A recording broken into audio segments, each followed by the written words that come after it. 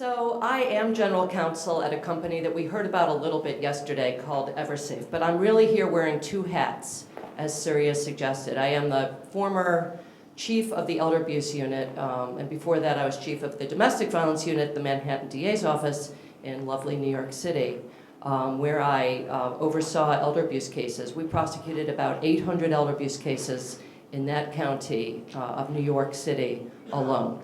So most of those cases did involve elder financial exploitation. I helped found that unit under Mr. Morgenthau, Robert Morgenthau, who retired at the ripe age of 90 years old and is still working as an attorney in New York City. So he was one of my mentors, one of my great mentors. And I left that office about a year and a half ago to join EverSafe.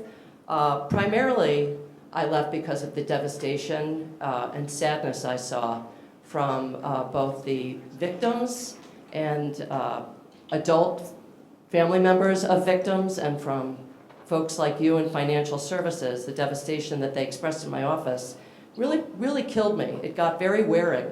They say you develop a thick skin as a prosecutor, and I've prosecuted homicide cases, but these cases are just so devastating.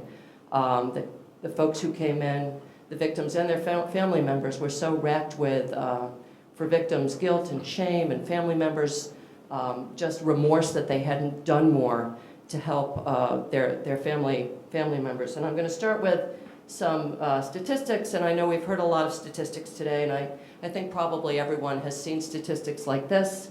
Of course, this is national data. 10,000 Americans turn 65 every day. 1 in 5 is financially exploited. And remember, that's not just criminal cases, right? That includes someone who is the victim of a scam or some civil wrong. They're not all crimes, right? So that may be why that stat seems so high. And only 1 in 44 cases is reported. This was based on a New York State study, which was, this surprised a lot of people, but was consistent with what I saw in the DA's office in Manhattan. This is our nation's hidden epidemic, clearly. As Sarah just suggested, you know, these cases, they're tricky because they're not obvious. They were not obvious to those of us working in law enforcement. They're not always obvious to the folks working in adult protective services. They're certainly not obvious, as Surya suggested, to the folks who work in financial services. They're really between a rock and a hard place when someone walks into a bank or a firm where a conversation is held on the telephone where clearly something's going on and they don't know what to do with this client, this customer. They're just really at a loss with how to proceed. So this is a huge, huge problem. Now, why is it only 1 in 44 cases, in addition to the fact that it's not visible? I think you can probably think of some of the reasons why these cases are underreported. One reason is that, what's the largest number of exploiters? What group? I think you probably know this. Family members.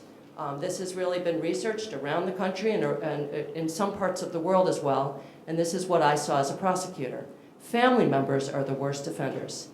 Okay, and that's sad but true, and some people think, well, if it's family, it's different. And those of us in the field spend a lot of time educating people on the street who work in aging and at banks and firms that it's not different if it's a family member.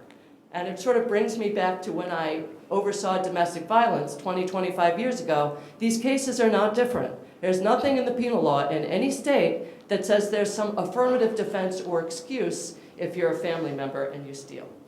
Other reasons why these cases are so underreported, and people alluded to this yesterday, I never, as a prosecutor, or working with detectives, had a victim call me to say, hi, I am 82, and I think I suffer from MCI, and I think I may develop dementia, perhaps Alzheimer's type soon, and I don't recognize a couple of transactions on my account statement. Never. I never got a case like that. So when we think about, first of all, the fact that family members are often offenders, and the fact that some of the people who are victimized, in addition to not wanting to admit they're victims of a possible crime, are not reporting in this way. And that's why I would argue, despite some of the suggestions yesterday, it's really important to keep law enforcement involved in these conversations. Really important for many reasons, and I'll get into that more a little later. So I think I'm here to provide a little background and a little color, so I thought I'd talk about a few cases. Some of the cases that we prosecuted in the last couple of years when I was at the DA's office. This is Harry Abrams. I really am giving pictures of defendants here since they were the ones who were in the news.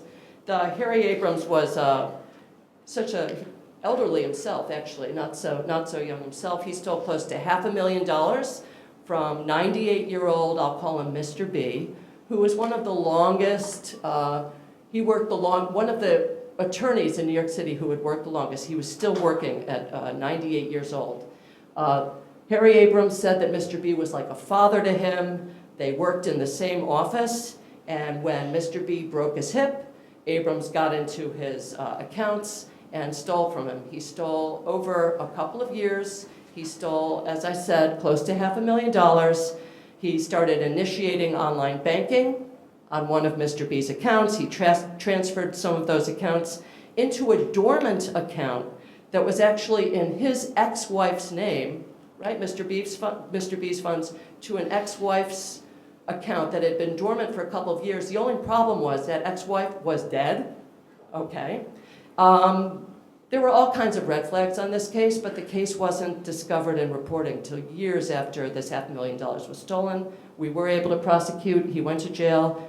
The gentleman down here is Barry Palczewski. Doesn't he look like an angel face, right? He almost has a choir boy look, right? All dressed up in a suit. That's how he came into the prosecutor's office to, discuss all of the reasons why almost $1.3 million was transferred from the victim, her family escaped the Holocaust. She was in a nursing home with mild to moderate dementia. He was an accountant at a fancy law firm who had access to a lawyer's high wealth clients and just transferred. Of course, it wasn't a transfer from one financial institution to himself. Many of these cases, in fact, most of them, it's not a theft in one fell swoop. It covers a bunch of different financial institutions, right? Some structuring going on. These guys know what they're doing so that the exploitation can go undetected. Anyway, he blamed the lawyer. He said the $1.3 million that was stolen in under 5 years from various institutions was the lawyer's fault. He was charged, he went to jail. This is Cher. Cher was not supposed to say gypsy anymore, a traveler. She was from a group called Travelers. And she actually stole from 2 elderly disabled men. And over time, she was a sweetheart scammer. We've all heard about these, but here's a real one. She sort of looks the part, right? And after she learned that we were investigating, she married one of them. She went down to you can't make this stuff up, so we had to use a civil attorney to undo and void that marriage when she was prosecuted and went to jail. And this is the Brooke Astor case, and maybe some of you heard about this case. It certainly took up a large part of my life over about 7 years. Another case involving family. Brooke Astor was a beloved philanthropist in New York City, and if you go there, you may take the subway and stop at Astor Place. You may be fortunate enough to stay at the Waldorf Astoria. Also, the Astor name is used there. I've never stayed there, but there are Astor landmarks all over New York.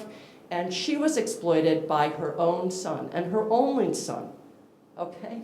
After she was diagnosed with Alzheimer's disease, he was her healthcare proxy, her power of attorney. He made almost $500,000 a year helping the hedge funds manage her money, but he stole from her. The first thing he asked her doctor when the doctor said she had Alzheimer's was, can she do a will?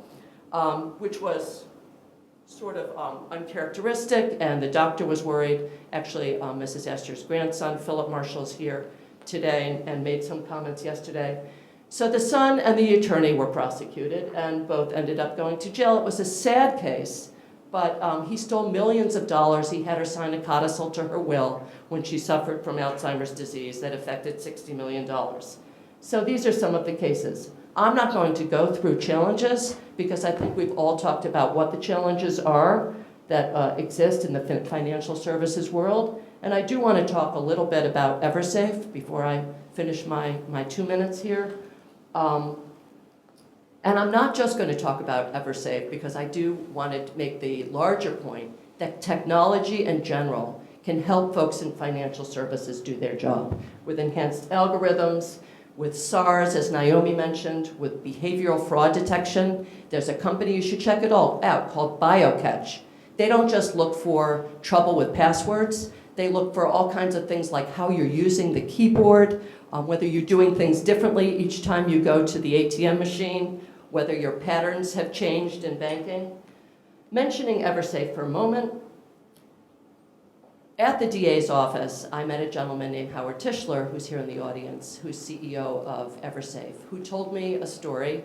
I think the call came through on our helpline at the elder abuse unit about how his mother had been scammed over the phone.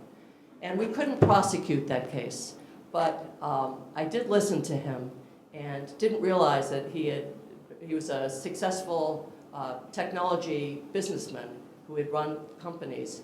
But I told him about suspicious activity reports and how consumers aren't notified when there's suspicious activity on accounts.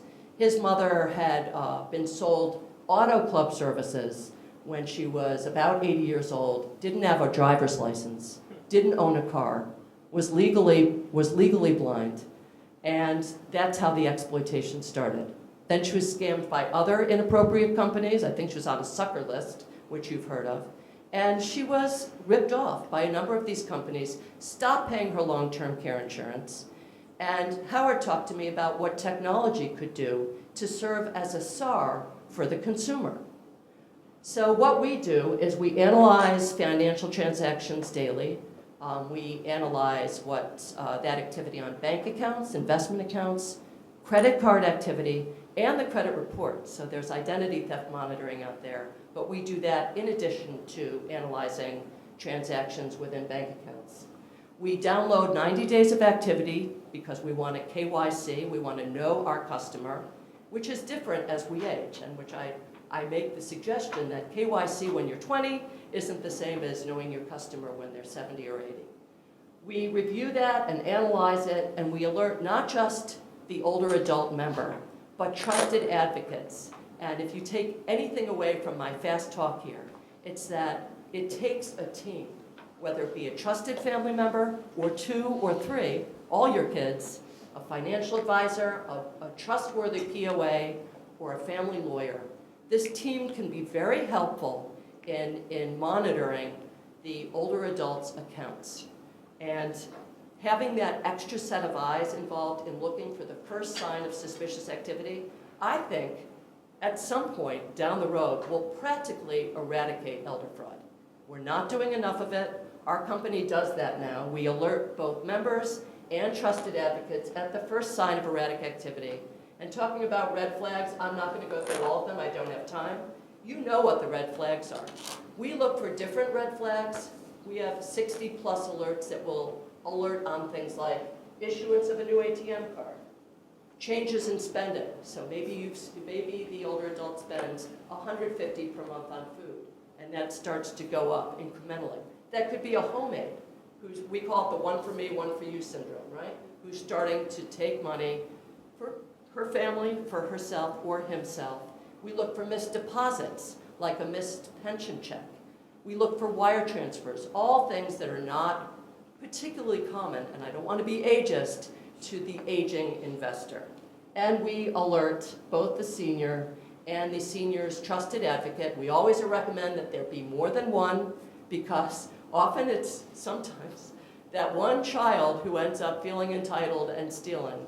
But we notify more than one trusted advocate. If the older adult signs them up, we support that. The other important thing is we have a consolidated view of financial activity. Because as I told you, the perps, as we call them, in the DA's office, they weren't stealing from one account, they're smart. And I'm on a panel about banking right now, and I know banks and firms, you do a great job, and I think that you're focused more on developing algorithms that focus on what happens as we age. But I would argue that the consumers can do more. They can use a private company to look not just at one bank, one investment account, one credit card, but have an overview of all those accounts, and also look at the credit report as well. We're the trusted advocate keeping an eye on things. I don't have time to go through all of the things I think that can be done in addition to monitoring and using a trusted advocate and having an aggregated view of what's going on. I do want to stress that there was a lot of talk yesterday about the team and collaboration, both with health and financial services and technology.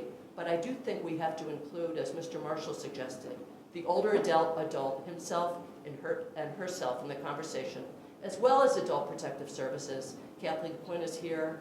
She's a pioneer and a giant in focusing on what Adult Protective Services can do to help with the elder fraud epidemic, and also involve law enforcement.